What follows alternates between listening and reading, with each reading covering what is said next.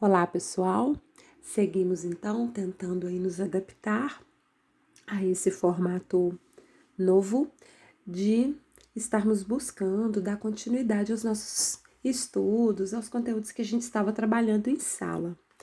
Esse conteúdo que está nesse pequeno vídeo é o que foi apresentado para nós no capítulo 1 da frente B do nosso livro, e nós já estávamos quase concluindo.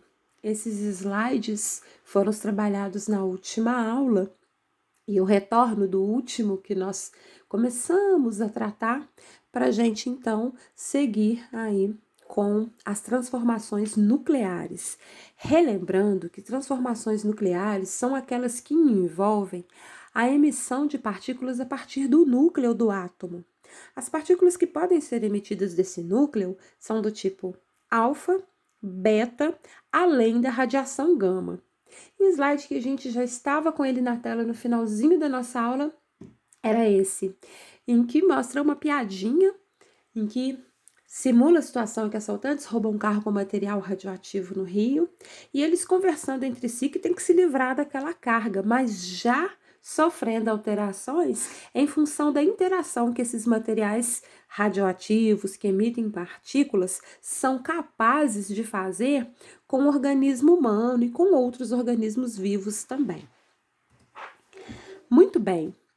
Faltou um pouco a gente comentar sobre os efeitos da exposição à radiação, efeitos que a radiação pode ter no corpo humano.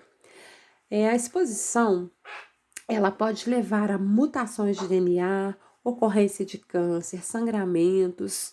E esse slide especificamente, ele vai destacar alguns pontos do nosso corpo que são atingidos pelo efeito da radiação e que tipo de alteração que essa exposição causa.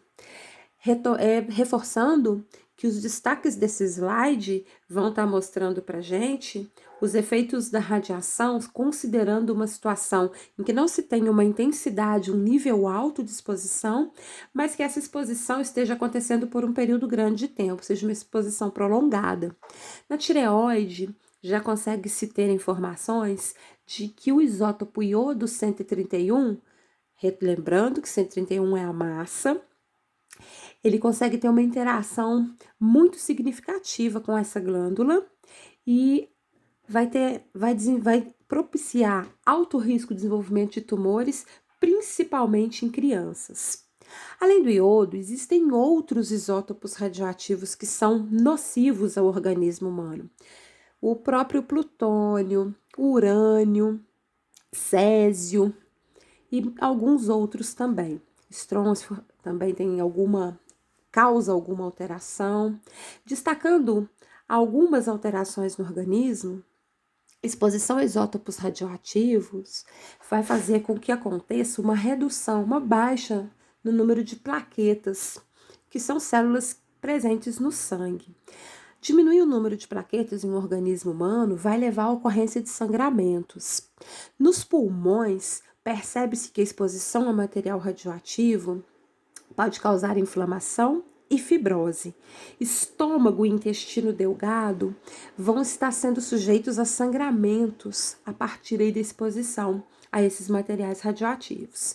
E um destaque para a medula óssea, percebe-se em indivíduos que são expostos por um longo período de tempo à radiação, mesmo que sejam pequenas doses, um baixo nível de radiação, a queda de até 50% na contagem dos glóbulos brancos, e aumenta significativamente, essa queda vai propiciar que aumente significativamente o risco de infecção. A gente tratou aí na questão do corpo humano, dos efeitos maléficos que a radioatividade tem no corpo humano, e discutimos em sala também 2 acidentes, o de Chernobyl e o de Goiânia.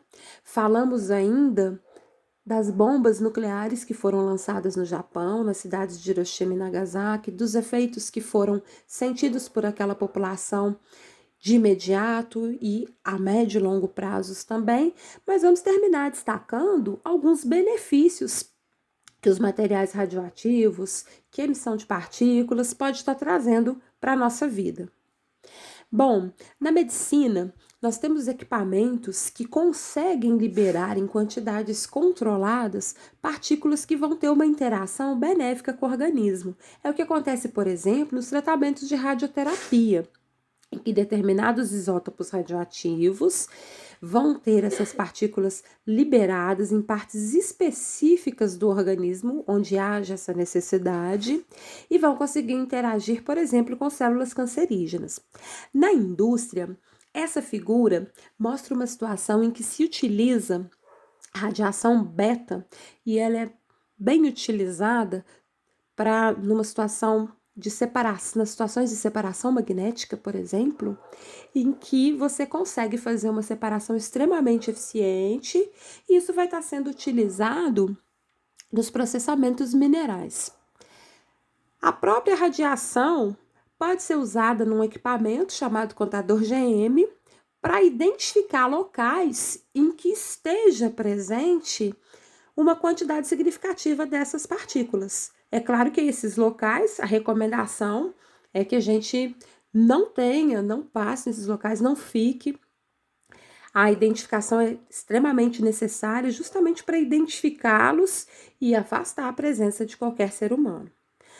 Bom, a datação radioativa é um formato muito utilizado por historiadores, arqueólogos, para estar, então, determinando a data de fósseis ou de objetos encontrados em escavações. Produção de energia elétrica, a gente chegou a comentar em sala, é extremamente importante, sobretudo em países em que outras fontes de energia não estejam assim tão disponíveis para obtenção da energia elétrica, que é tão essencial. E a interação da radiação com a matéria tem várias aplicações, como, por exemplo, os sensores de presença, os detectores de fumaça.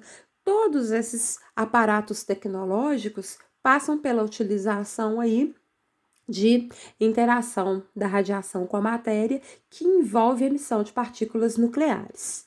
Encerrando então, pessoal, muito obrigada e acompanhem esse vídeo seguindo no material que foi disponibilizado. Abraço!